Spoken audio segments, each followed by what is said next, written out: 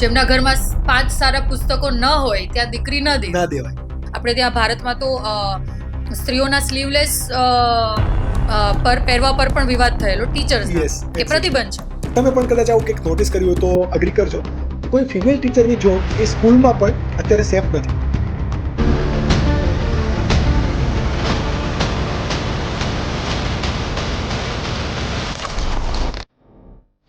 મારા રિસ્પેક્ટની કેટલી વેલ્યુ છે. સો એ વેલ્યુને ક્રોસ કરીને કોઈ માણસ આવી ન શકે એટલું પાવરફુલ કેરેક્ટર એ સ્ત્રીએ પોતે ડેવલપ કરવાનું છે. પુરુષ પણ પીડાઈ રહ્યો છે અને યસ બિંગ અ ગાય અમને સિમ્પથી પણ મળે છે કે યસ અમે પણ ઘણી જગ્યાએ પીડાઈ રહ્યા છીએ. સ્ત્રીને ઉપર આવવા માટે પણ પુરુષની જરૂર છે. આ ફેક્ટ છે. સ્ત્રીઓ પોતાની રીતે અલગ જોર લગાવશે તો નહીં આવી શકે. પુરુષોએ એન્વાયરમેન્ટ ક્રિએટ કરવું પડે સેફ, સિક્યોર અને સહકારવાળું. ઓજીવન શું છે અને ઓજીવન શા માટે બનાવવું? આઈ હેવ ડિસાઇડેડ કે મને જે પણ વર્ક મળશે રાઇટિંગમાં આઈ વિલ ગીવ 2 years અને હું એ બધું વર્ક ફ્રીમાં કરવા રેડી છું. બસ મારે કરવું છે કામ. ઓજીવન મેગેઝીનને 1 વર્ષ પૂરું થયું છે તો ઓજીવન મેગેઝીનને મારા તરફથી ખૂબ ખૂબ શુભેચ્છાઓ. સૌથી પહેલા તો સંદીપભાઈ ફેસિયા, મયુરભાઈ અને ઓજીવનની સમગ્ર ટીમને શુભકામના પાઠવું છું. વાત જ્યારે લેખકની આવે તો આપણા મગજમાં એક છબી છપાઈ ગયેલી છે કે એક દાઢીવાળો મોટી ઉંમરનો પુરુષ. પરંતુ આજના અમારા ગેસ્ટ છે એક લેખિકા કે જેમણે પોતાના શોખથી લખવાનું શરૂ કર્યું, પરંતુ આજે સ્ત્રીઓ માટે અને સમાજને નવી દિશા આપવા માટે પોતાની વેલ સેટેલ્ડ ટીચિંગ ફિલ્ડ છોડીને ફૂલ ટાઈમ લખી રહ્યા છે. દુનિયાના કોઈ પણ ખૂણે લખવાનું એ તો નાનપણથી શીખવવામાં આવે, પરંતુ સમાજ માટે લખવું એમાં પણ સ્કિલ રહેલી છે. આજના આ પોડકાસ્ટમાં લેખિકાએ પોતાના મત અને વિચારો રજૂ કરેલા છે, તેમજ લેખક તરીકેની કારકિર્દી કઈ રીતે શરૂ થઈ શકે, આવકના સ્ત્રોત કયા કયા હોય એ બાબતે ઊંડાણપૂર્વક માહિતી આપેલી છે. તેમજ હાલમાં પણ સ્ત્રીઓ ક્યાં ક્યાં અને કઈ કઈ રીતે અસુરક્ષિત છે એ બાબતે ઊંડાણપૂર્વક ચર્ચાઓ થયેલી છે. આજનો આ પોડકાસ્ટ ઘણા લોકોની આંખો ખોલવા માટે ખૂબ મહત્વનો છે, બીકોઝ અમારા ગેસ્ટ છે ઓ જીવન ગુજરાતી મેગેઝીનના founder and chief in editor Sandeepa Thesiya on skill Jogi show, क्योंकि ये स्किल का मामला है.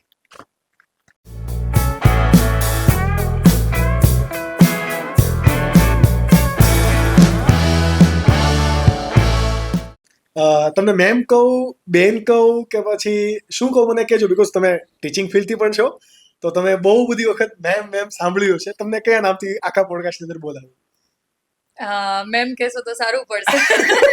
એ સાંભળવાની આદત થઈ ગઈ હોય. આદત છે અને મેગેઝીનમાં પણ હવે આદત છે, કેમ કે ત્યાં પણ બધા મેમ કહેતા હોય છે એટલે. એક્ઝેક્ટલી. પણ જે પ્રમાણે તમારું અમે લોકોએ રિસર્ચ કર્યું એ પ્રમાણે કે તમે born in middle class Kathiyawadi family, MSc કર્યું એટલે ઓફકોર્સ સાયન્સની અંદર તમે ક્લેવર સ્ટુડન્ટ પણ હતા, અને પછી ટીચિંગ ફિલ્ડમાં જોબ કરી અને છેલ્લે તમારી સ્કિલ જે છે રાઇટિંગ એ ફોલો કરવા માટે આખો યુ ટર્ન લીધો. તો આ યુ ટર્ન શા માટે તમે લીધો? વાય? એમાં એવું હતું કે મને લખવાનું ગમે છે એ મને બહુ મોડી ખબર પડી હતી, અને પ્લસ એ પણ બહુ મોડી ખબર પડી હતી કે રાઇટિંગ એઝ અ કરિયર પણ હોઈ શકે. ઓકે.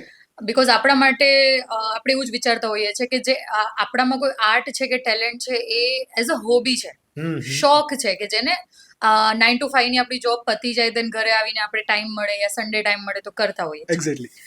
તો નાનપણથી હું સારું લખતી હતી, સારું બોલતી હતી, એમ તો થિયેટર પણ કર્યા હતા, એવું બધું એક્ટિવિટીઝ ઘણી કરી છે મેં. ઇત્તર પ્રવૃત્તિઓ ઘણી કરી છે. એટલે હું કોલેજ સ્કૂલમાં પણ એ માટે બહુ વધારે ફેમસ હતી. નંબર પણ આવતા હતા, પણ ઇત્તર પ્રવૃત્તિઓમાં પણ એવું હતું કે હા બેસ્ટ પરફોર્મન્સ હોય. હા, તો ત્યાંથી એક હતું કે મને આ એક્ટિવિટી છે એ લાઈફ ટાઈમ ચાલુ તો રહેશે જ, ઇત્તર પ્રવૃત્તિ તરીકે જ રહેશે. પણ દેન કોરોના આવ્યો. કોરોના દરમિયાન જે છે તે ટીચિંગ તો મારું શરૂ જ હતું, બટ એની પહેલા મેં પીએચડી જોઈન કરેલું. ઓકે. VNSUમાં. ઓકે. બાયોટેક ફિલ્ડમાં જ કરેલું. અને એ એક ટર્નિંગ પોઈન્ટ મારો એવો આવ્યો હતો કે મેં થોડો ટાઈમ મળતો હતો મને, તો મેં એક સ્ટોરી લખેલી, વાર્તા લખેલી, અને વાર્તા મેં અમદાવાદ લિટરેચર ફેસ્ટિવલમાં મોકલેલી. એક કોમ્પિટિશન હતી જેમાં મેં મોકલેલી. સો મને ત્યાંથી કોલ આવ્યો હતો કે તમારી વાર્તા જે છે તે 90 એન્ટ્રીઝમાં ફર્સ્ટ આવી છે, અને બીજે દિવસે તમને વિજય રૂપાણી સરના હાથથી ઇનામ આપવાના છે, સો અમદાવાદ આવી જાઓ. અને મને અચાનક કોલ આવ્યો બીજે દિવસે અમદાવાદ જઈ શકું એવું નહોતું. ઇટ વોઝ વેરી સરપ્રાઇઝિંગ મારા માટે કે પહેલી જ વાર્તા લખી છે એન્ડ એ કેવી રીતે પોસિબલ થયું અને ગુજરાતમાં ફર્સ્ટ. અને આવું બધું કેવી રીતે થાય 90 એન્ટ્રીઝમાં ફર્સ્ટ આવી જાય એમ. સો દેન મેં ધીરે ધીરે એવા કોન્ટેક્ટ બનાવવાના શરૂ કર્યા. અમુક મિત્રો હતા જે કોલેજ દરમિયાન મળ્યા હોય, એમના નંબર ફરીથી ફાઇન્ડ કર્યા, એમને કોલ કર્યા કે આઈ હેવ ડિસાઇડેડ કે મને જે પણ વર્ક મળશે રાઇટિંગમાં આઈ વિલ ગીવ 2 years અને હું એ બધું વર્ક ફ્રીમાં કરવા રેડી છું. બસ મારે કરવું છે કામ, બીકોઝ કામ કરવું છે, બસ હા મજા આવે છે. મારે એ નામ કરી દેવું છે કે તમે કહેવાય ને કે ઇરરિપ્લેસેબલ વાળી ફિલિંગ તમને આવવી જોઈએ કે હું એક વખત કોઈ વ્યક્તિ માટે કંપની માટે કામ કરું છું તો બીજી વાર મને યાદ કરવા જોઈએ કે આવું જે લખવું છે તો આના પાસે જ જવું પડે. સો એડવર્ટાઇઝમેન્ટ ઘણી બધી લખી. એ દરમિયાન સોંગ્સ લખવાના શરૂ કર્યા. મેં ગીતો ઘણા લખ્યા છે, ગુજરાતી આલ્બમ સોંગ જે અત્યારે યુટ્યુબ પર પણ અવેલેબલ છે. હા છે. અને સારા સારા સિંગર્સે એમના માટે લખ્યા છે, એમણે ગાયા છે. સો એ મને તક મળી. પછી મને એબીપી અસ્મિતા માટે ફ્રીલાન્સ પ્રોજેક્ટ કરવાની તક મળી. મેં દૂરદર્શન માટે કામ કર્યું.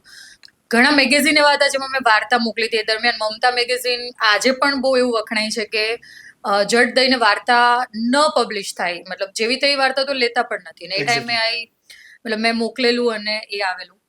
સો એ બધું હિટ કરતું ગયું ધીમે ધીમે. એન્ડ મેં પીએચડી વચ્ચેથી છોડી દીધું 6 મહિના પછી કે હવે આ એક લાઈન છે જે મને એવું લાગે છે કે મારે કરવું છે.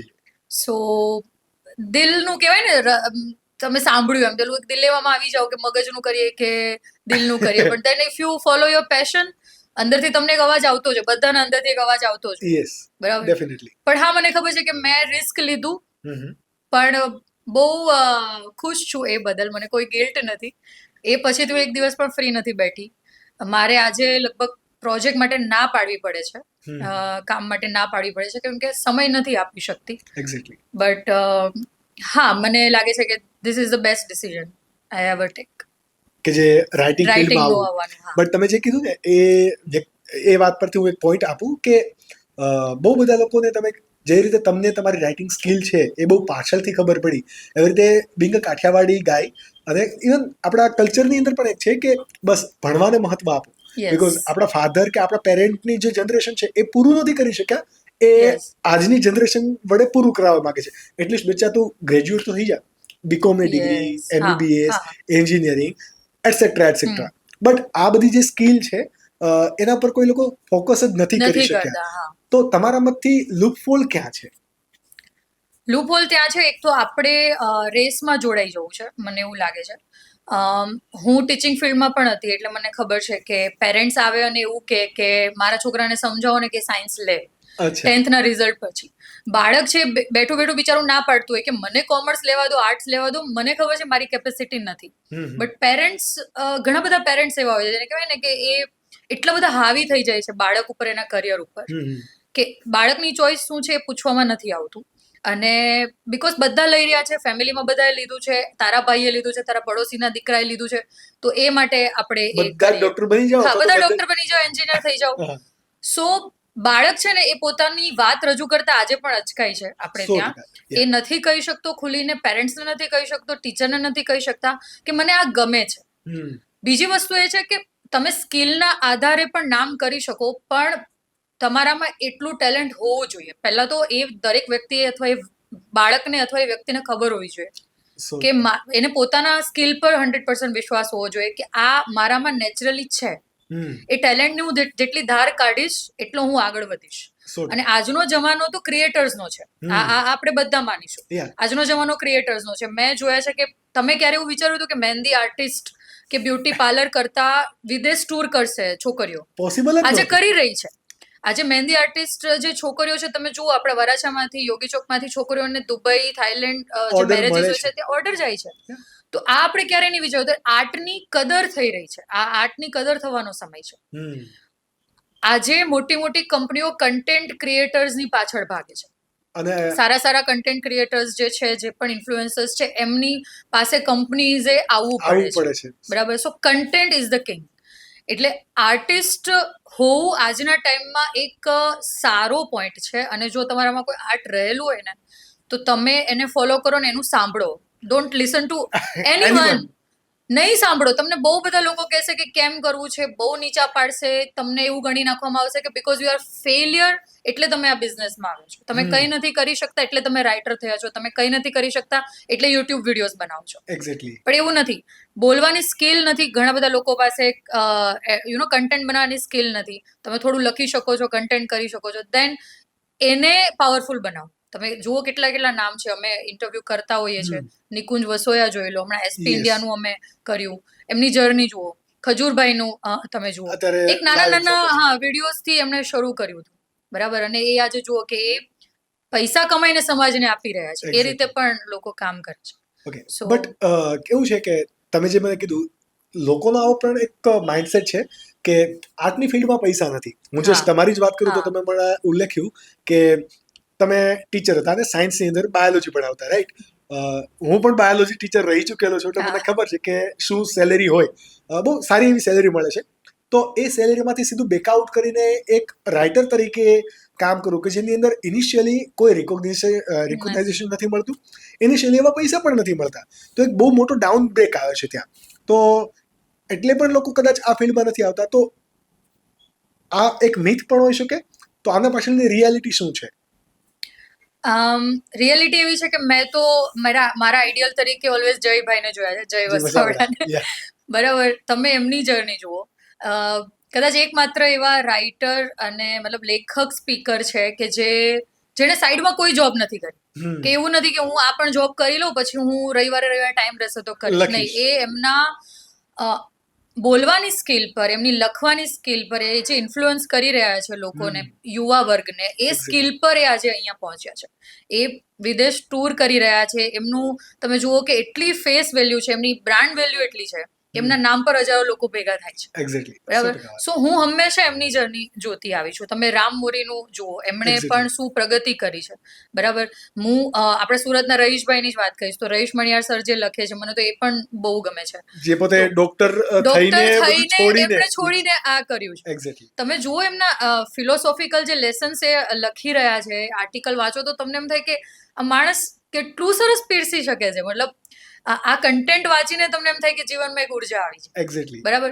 સો મને એવું લાગે છે કે તમારામાં દમ હોવો જોઈએ, તમારામાં રાત દિવસ મહેનત કરવાનું એક, અને આમ બી ગમતું કામ કરો એટલે થાક નથી લાગતો. યસ. બરાબર. એટલે પહેલા તો તમે એ પસંદ કરો કે તમારામાં એવું કયું આર્ટ અને ટેલેન્ટ રહેલું છે. ખાસ કરીને જે રાઇટર્સ બનવા માંગે છે, આજે બધા રાઇટર્સ બનવા માંગે છે. એકચ્યુઅલી બધાને કંઈક નું કંઈક લખવું છે. એ કદાચ પેનમાં લખવું છે અથવા તો કોઈ સોશિયલ મીડિયાની કમેન્ટમાં લખવું છે, પણ લખવું તો છે. મને એવા રોજ લગભગ એકાદા ઈમેલ, મેસેજ, કોલ આવતા હોય છે કે મારે રાઇટર બનવું છે, હું આ જોબ પણ કરું છું પણ સાઈડમાં લખવું છે, મને એક તક આપો. કેમ કે અમે મેગેઝિન ચલાવી રહ્યા છીએ એટલે હવે મારા પાસે એવી રીતે આવે. પણ હું એટલું કહેવા માંગીશ કે રસ્તાઓ છે ને આપોઆપ થઈ જાય છે. તમારી સ્કિલની ધાર કાઢવી પડે, તમારે સતત વાંચવું પડે, તમારે સતત લોકોના કોન્ટેક્ટમાં પણ રહેવું પડે, એવા કોન્ટેક્ટ બનાવવા પડે, ઓબ્ઝર્વેશન કરવું પડે. તમારી સ્કિલ એવી હશે તો તમને લોકો સામેથી કામ આપશે. આજે લેખકો એવા છે જેમને પ્રોજેક્ટ માટે ના પાડવી પડે છે. આજે તમે જાઓ કદાચ રામભાઈ પાસે તો રામભાઈ તમને કદાચ 1 મહિના પછીની 2 મહિના પછીની તારીખ આપે પ્રોજેક્ટ માટે. એ બી તમારો પ્રોજેક્ટ ગમે તો કદાચ ઇન્વોલ્વ થાય. સો એવા પણ લેખકો છે જેમની પાસે સમય નથી, જેમને સામેથી ના પાડવી પડે છે. સો તમારે ઇટ્સ ઓલ ડિપેન્ડ ઓન તમારી મહેનત અને સ્કિલ. તમારે બહુ ઇનસિક્યોર ફિલ્ડ છે, એવી કોઈ સિક્યોરિટી નથી કે મંથલી આટલું સેલરી તમારા અકાઉન્ટમાં આવી જશે. બીકોઝ આ જોબ નથી, કે જોબ નથી. સ્કિલને તમે ફોલો કરો છો એટલે કાંઈક બિઝનેસ કરવા જેવું છે કે યા તો તમે ત્યાં સેલ્ફ એમ્પ્લોય થઈ શકો છો, યા તો તમે તમારો બિઝનેસ ત્યાંથી સ્ટાર્ટ કરી શકો છો. તો જે રીતે તમે પણ અત્યારે એક બિઝનેસની અંદર ઓલરેડી ઇન્વોલ્વ છો, દેટ ઇઝ યોર મેગેઝિન ઓજીવન, કે જે ઓજસ્વી ફાઉન્ડેશન વડે અત્યારે મેનેજ થઈ રહ્યું છે. તો ઓડિયન્સને ખાલી એ કહો કે ઓજીવન શું છે અને ઓજીવન શા માટે બનાવવામાં આવ્યું? ઓજીવન અમે શરૂ કર્યું, મતલબ આઈડિયેશન પર કામ કર્યું જાન્યુઆરી 2023 થી. મારો અને જે ઇન્વેસ્ટર્સ છે એમનું એ રીતનું પ્લાન હતું કે એમના તરફથી મને એવું કહેવામાં આવ્યું હતું કે પહેલા આપણે આપણા કંપનીના જે એમ્પ્લોઈઝ છે એમના માટે એક કંપની મેગેઝિન શરૂ કરીએ. પછી આઈડિયેશન પર કામ કરતા કરતા વિચાર આવ્યો કે તમને પણ ખબર છે આપણે બધા આજે રીલના ગુલામ થઈ ગયા છે, બરાબર. 30 સેકન્ડ પણ આપણા માટે હવે અઘરી છે એટેન્શન આપવા માટે.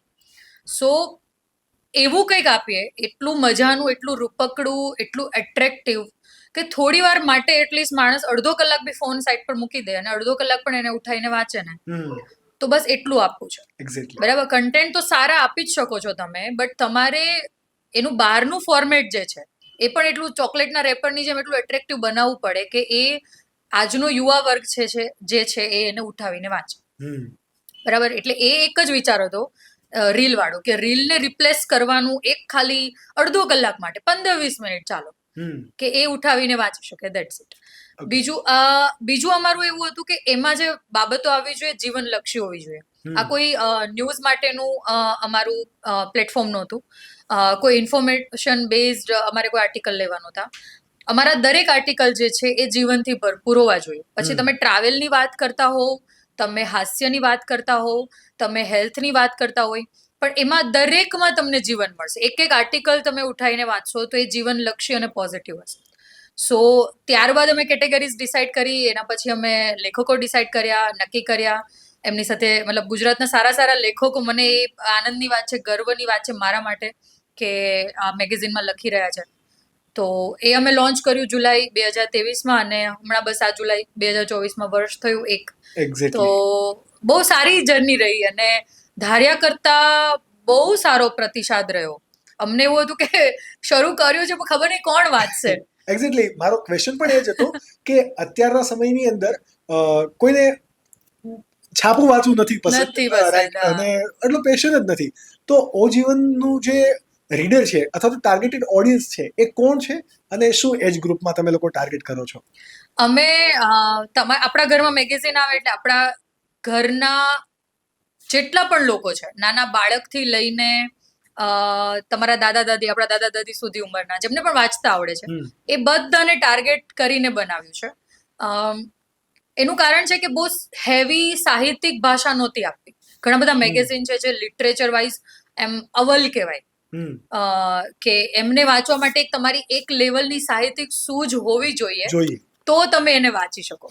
સો અમે એવું નક્કી કર્યું હતું એટલું બેઝિક. હવે જે લેખકો લખે છે ને એ પણ બહુ ઊંચા ગજાના લેખકો જ લખે છે. એક્ઝેક્ટલી. તો મારે એમને એવું કહેવું પડે કે સર જો બને ને તો આપણે એટલી સિમ્પલ લેંગ્વેજ રાખીશું, એટલી સાદી લેંગ્વેજ, એટલી બેઝિક કે કોળીઓ ગળે ઉતરે ને એટલી સિમ્પલ રીતે વાત જે છે એ ગળે ઉતરી જવી જોઈએ. એક્ઝેક્ટલી. બરાબર, એટલે ભાષા બહુ સિમ્પલ છે. લખે છે બધા ઊંચા ગજાના લેખકો, પણ છતાં એમણે ભાષા એટલી સિમ્પલ રાખી છે કે વાંચતા આવડે ત્યાંથી લઈને બાળકથી લઈને વૃદ્ધ સુધી બધા વાંચી શકે. એમને બધાને જ ટાર્ગેટ છે. એટલે અમારા ઓડિયન્સનું જે ગ્રુપ છે બહુ બ્રોડ છે એમ તો, એટલે એટલા માટે સમજી વિચારીને ભાષા બહુ સિમ્પલ રાખેલી છે. અને જે રીતે આપણે અહીંયા મેગેઝિન્સ પડ્યા છે તો કહેવાય ને કે એક હતું કે ભાઈ મેગેઝિન વાંચ્યું એટલે પતલું કાગળ હોય અને લોકોને એક વાંચવાની એક ચાહના ના થાય, પણ તમે રીડર્સને જ એક મજબૂર કરી દીધા છે. તમે જસ્ટ ખાલી ડિઝાઇન અને જે તમે હાથમાં ઉપાડો એટલે મટીરિયલ તમે જુઓ, લાઈક તમને સામેથી એક પેજના જે જીએસએમ હોય, ત્યાંથી અંદર જે કલરેશન હોય અને જે અલાઇનમેન્ટ છે તમારું, રાઈટ, તો એ લોકોને સામાથી વાંચવાનું બંધ થાય. આજથી લગભગ 3 મહિના પહેલા જે એક સામાયિક હતું તમારું, એ મેં થોડું એવું રીડ કરેલું કે હું એક જગ્યાએ ગયો, ત્યાં ઓજીવન પડ્યું હતું, I was in a waiting, અને મને ત્યાં પડ્યું હતું એટલે ડાયરેક્ટ મને તમારું રિમાઇન્ડ તો થયું, ચલો અત્યાર સુધી તો નથી વાંચ્યું અને કેવું છે વાંચીએ. જે વાંચવાથી મને એટલીસ્ટ એ ખબર પડી કે જો હું જો ત્યાં બેસ્યો જોત તો એટલીસ્ટ મેં 2 થી 3 રીલ જોયું, વધારે કશું ના થયું. બટ મેં જ્યાં વાંચ્યું અને મને એક્ઝેક્ટ ક્લિયર લાઈન યાદ નથી, પણ એક આર્ટિકલ તો એટલા વારમાં પતી જાય એમ તમે એટલી રીલ જો આરામથી. યસ, કે બહુ શોર્ટ આર્ટિકલ્સની અંદર એક સારી વાત આપણી અંદર જાય છે. જ્યારે બુક છે એ તો તમારે કન્ટિન્યુઅસ એને ફોલો કરવી પડશે. અહીંયાથી તમે એક કહેવાય ને કે એક રીલ છે કે જે તમે 30 સેકન્ડની અંદર જોઈને કન્ટેન્ટ પૂરો કરો છો અને એક વાંચો છો કે જેમાં તમે સારા રીડર બની શકો છો. અને આઈ રિયલી એપ્રિશિએટ કે ગુજરાતી સાહિત્યની અંદર કંઈક આવું કામ થઈ રહ્યું છે. આ મારો જે ક્વેશ્ચન છે હવે, જે તમે કીધું કે મેગેઝિનની અંદર સારા લેખકો એ પોતાની કોલમ આપી રહ્યા છે અને લખી રહ્યા છે, તો એઝ અ બિઝનેસ તરીકે હું જો જોવા જાઉં તો મેગેઝિનના બિઝનેસની અંદર આ લેખકો જ્યારે લખતા હોય તો એમનું શું કોમર્શિયલ્સ હોય, શું આપવાના હોય, કઈ રીતે એ લખતા હોય અને કઈ રીતે આ મેનેજ થાય? ઓકે, લેખકો જે છે એ ફ્રીલાન્સ જોડાયેલા હોય છે, એટલે મંથલી એક આર્ટિકલ આપણને આપતા હોય છે. અને એમની સાથે એક પર્ટિક્યુલર ફી ડિસાઇડ થયેલી હોય છે. એ ડિપેન્ડ કરે એ લેખકનું બ્રાન્ડ વેલ્યુ, એમનું નામ કેટલા ફેમસ છે, એમનું રાઇટિંગ કેટલું જોરદાર છે. મને એ ગર્વની વાત છે કે મારામાં સારા નામ, જે ફેમસ નામ છે એ તો લખે જ છે, જે નવા નામ છે એ પણ એટલું સરસ એક કદમ ચડિયાતું લખે છે. એક્ઝેક્ટલી. તમે જે પણ નવા નામો અત્યારે અમે સાથે જોડાઈ રહ્યા છે એ પણ અમને એટલું સરસ મટીરિયલ આપી રહ્યા છે. એટલે મને એક કન્ટેન્ટ બાબતે ઘણું બધું સેટિસ્ફેક્શન છે. પ્લસ લેખકોનો લેખ આવી જાય ત્યારબાદ ઘણી બધી પ્રોસેસ થતી હોય છે.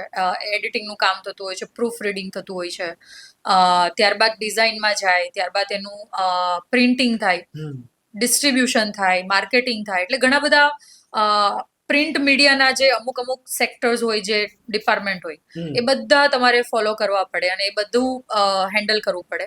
સો અત્યારે હા, હોજીવનમાં હાલ આ બધું હું હેન્ડલ કરું છું. મારી સાથે ટીમ પણ છે. અમે 11 લોકોની ટીમ છીએ જે આ બધું અમે જોઈએ છીએ. સો as a business risky business છે 100%. કેમ કે જ્યારે એ સમય છે જ્યારે પ્રિન્ટ મીડિયાના અલગ અલગ પ્રોડક્ટ લઈ લો, તમે મેગેઝિન લઈ લો, એ બધું બંધ થઈ રહ્યું છે, ત્યારે અમે શરૂ કર્યું છે. એટલે અમને ઘણા બધા એવું કહ્યું છે કે તમે સામા પ્રવાહે તરવાની કોશિશ કરી રહ્યા છો. બે તો ગંગા મેં હાથ ધો લેના ચાહીએ લોકો આવું કે આ તો પૂરની અંદર પડવાનું જેવું છે. સામે પડ્યા છીએ. એક્ઝેક્ટલી. એટલે ઘણા બધા અમને ત્યારે એવું કહ્યું કે આ અઘરું કામ હાથમાં લઈ લીધેલું છે, પણ એક વિઝન સાથે નીકળ્યા છે. મને ખબર છે આને રેવન્યુ જનરેશન કરતા તો હજુ ઘણી વાર લાગશે, કેમ કે બ્રાન્ડ વેલ્યુ બનવી જરૂરી છે. ત્યારબાદ તમે એ વિશે વિચારી શકો. તમે જાન્યુઆરી 2023 થી અત્યારે 1.5 વર્ષ જેવું આપણે થયું ગણો, અને કોઈ પણ બિઝનેસ ની અંદર 1000 દિવસોનો તો રૂલ છે કે જે તમારે ત્યાં સુધીનો સમય આપવો પડશે. અને પછી પણ એ તમારો બિઝનેસ કેવો છે, તમારી પ્રોડક્ટ કેવી છે, એના દમખમ પર એ ચાલશે. અને ઓજીવન અત્યારે સારું એવું કામ કરી રહ્યું છે. સોશિયલ મીડિયા પર પણ અમે જોઈ રહ્યા છીએ. ઇવન તમે જે મને અહીંયા મેગેઝિન્સ આપ્યા છે, આઈ એમ અ ગુડ રીડર એવું હું માનું છું, કારણ કે મને વાંચવાનો બહુ શોખ છે. એટલે ડેફિનેટલી હું આપને વાંચીશ ખરો અને અમારા સોશિયલ પ્લેટફોર્મ પર પણ આને શેર પણ કરીશ. Thank you. મારો જે એક હજી ક્વેશ્ચન છે કે જે મંથલી તમે સામાયિકો એટલે કે મેગેઝિન્સ છે એ રિલીઝ કરો છો, તો એમાં એઝ અ ચીફ એડિટર તમારો રોલ કઈ રીતનો હોય? કામ શું કરવાનું એઝ અ ચીફ એડિટર? એડિટરનું કામ પહેલા તો મેગેઝિનના 100 પેજ છે, તો 100 પેજમાં સ્ટાર્ટથી લઈને એન્ડ સુધી વચ્ચે શું આવશે તે બધું એડિટરે નક્કી કરવાનું. ફોર એક્ઝામ્પલ, અત્યારે હમણાં દિવાળીનો અંક આવશે, તો દિવાળીના અંકમાં જનરલી સ્પેશિયલ થીમ હોય. તો દર મહિને એડિટરે ડિસાઇડ કરવાનું રહે છે કે આવનારો અંક જે છે, અમે 2 મહિના પહેલા અંકની તૈયારી કરતા હોઈએ છીએ, તો આવનારો અંક જે છે એ કોઈ સ્પેશિયલ થીમ પર રાખવો છે. થીમ છે તો એ શું રાખવી છે? જેમ કે ગયા વર્ષે દિવાળી અમે સત્યમ શિવમ સુંદરમની થીમ રાખેલી. તો એ થીમને અનુસાર મારે લેખકોને કહેવાનું રહે કે મને આવા થીમ પર તમે મને આ વખતે આવું આપજો, મને તમારા પાસેથી આ અપેક્ષા છે, તમે મને આ રીતનું કંઈક આપજો. સો એડિટરે ઘણું બધું ધ્યાન રાખવાનું રહે. પ્લસ કશું પણ કોન્ટ્રોવર્શિયલ ના જાય, કોઈ પણ એવું ના જાય કે જેનાથી કોઈ ઓફેન્ડ થઈ જાય, કે કશું મિનિંગલેસ પણ ના જાય, અર્થહીન પણ ન હોવું જોઈએ. અગર એ તમે કંઈ આપી રહ્યા છો કે દરેક પેજ પર એટલું વર્થ હોવું જોઈએ રીડિંગ માટે, કે કશું પણ તમને એવું ના કે આ પેજ વેસ્ટ ગયું, એ જોવાનું કામ એડિટરનું રહે છે. સો બેઝિકલી બધું જ કન્ટેન્ટ, કવર પેજથી લઈને એન્ડ સુધી, બેક કવર સુધી બધું, કે ક્યાં કયું ચિત્ર આવશે થી લઈને કયું કેવું કન્ટેન્ટ આવશે, એ બધું જ હાલ મારે જોવાનું રહે છે. પ્લસ મારે કયા લેખકો પાસેથી કેવા ટાઈપના આર્ટિકલ જોઈએ છે એનું પણ ડિસ્કશન ટાઈમે થતું રહેતું હોય છે. હવે એક મળ્યા કરે. જેનઝીનો સવાલ, જેનઝી જનરેશનની અંદર બધા લોકોને ક્વિક જોઈતું છે, બધી જ વસ્તુ ક્વિક જોઈતું છે, રાઈટ? તો કોઈ જેનઝી મેગેઝિન કે પછી રાઇટિંગ બિઝનેસની અંદર આવે છે, અથવા તો રાઇટિંગ ફોર્મેટમાં આવે છે, તો તમારું જે બેકગ્રાઉન્ડ છે ટીચિંગ, શોખ રાઇટિંગ, અને હવે તમારું વર્ક છે એઝ અ ચીફ એડિટર, કે જેમાં તમારે ઘણું બધું મેનેજ કરવા છે. તો આ એક અલગથી તમે સ્કિલ ડેવલપ કરી કે જે અત્યારે તમે જેમાં વર્ક કરી રહ્યા છો, રાઈટ? તો ઝેનજી જે રાઇટિંગ સ્કિલ છે જેમની અંદર, કઈ રીતે આ ફિલ્ડમાં આગળ વધી શકે? પહેલો તો હું કહીશ કે જો તમને વહેલા ખબર પડી જાય ને જ્યારે તમે ભણતા હો, તો તમારે આર્ટ્સ લેવું જોઈએ, લિટરેચર કરો યા તો જર્નલિઝમ કરો. બરાબર? તમને એવું લાગે છે કે તમારે આગળ જતા પ્રિન્ટ મીડિયામાં કામ કરવું છે, યા તો ફિલ્મો લખવી છે, યા તો તમારે બુક રાઇટિંગ કરવું છે, કોઈ પેપરમાં તમારે કોલમ લખવી છે, તમે કોઈ પર્ટિક્યુલર સબ્જેક્ટમાં સારા છો, તમે કવિતાઓ સારી લખો છો, ગઝલ સારી લખો છો, તો જો તમને વહેલા ખબર પડી જાય અને તમારામાં રિસ્ક ખરેખર લેવાનું પેલું હોય કે સાહસ કરવું છે, તો તમારે એ જ સ્ટડી કરવું જોઈએ જ્યાં તમારું દિલ કહે છે, જે તમારે સ્કિલ ડેવલપ પછી બહુ પ્રોબ્લેમ ના આવે આગળ જતા. આજે મને પણ એવું થાય છે કદાચ મેં જર્નલિઝમ એ ટાઈમે કર્યું હોત તો બહુ સારું હતું. હું હમણાં રિસન્ટલી MA લિટરેચર જોઈન કરવાની છું. મને હવે છે કે મારે હવે ભણી લેવું છે, ભલે MSc કર્યું, પણ છે કે એનાથી બહુ બધી સમજ આવે, એનાથી તમને તમારા ફિલ્ડમાં ઊંડાણથી એક ડૂબકી મારવાની તક મળે. બરાબર.